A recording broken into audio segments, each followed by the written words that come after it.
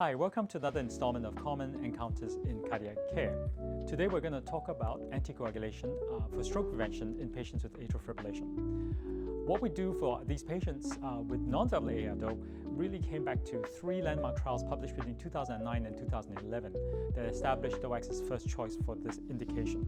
The RELY trial, the ROCKET-AF trial, and the Aristotle trial showed that DOAC had similar or lower rates of systemic embolism and stroke, while at the same time lowering the risk of major bleeding. Furthermore, intracranial hemorrhage was lower in DOAC in all these trials and has firmly established DOAC as the first-line therapy for stroke prevention in atrial fibrillation. However, what do you do for patients who have long been established on warfarin therapy? It may seem intuitive to us to switch all these patients to an apparently superior drug. Don't forget there's also fewer drug-drug interactions, fewer drug-food interactions, and a less restricted diet. All of this could be very important for elderly patients who struggle with the caloric or protein intake. But does the trial evidence support that?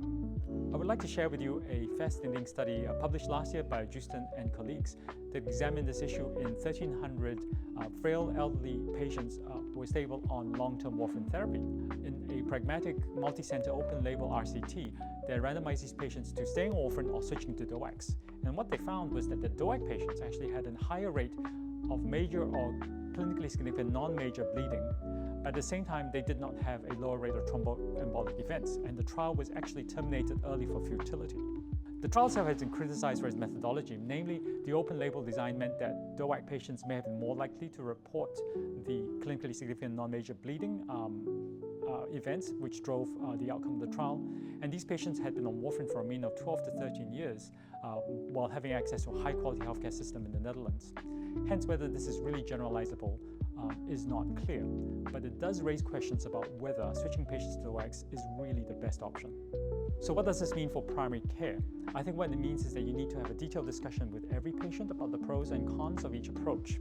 And these are some of the factors you may want to consider. If your patient has a lot of drug-drug interactions and has trouble keeping a stable INR, or has problems keeping up with frequent anticoagulation clinic visits, then perhaps you should switch them to a DOAC.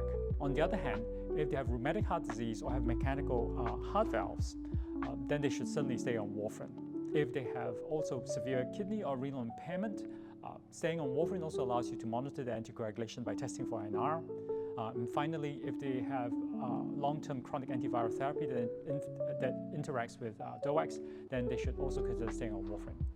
In essence, what it means is that you need to talk to your patients and go through a process of shared decision-making for them on this issue. Thank you.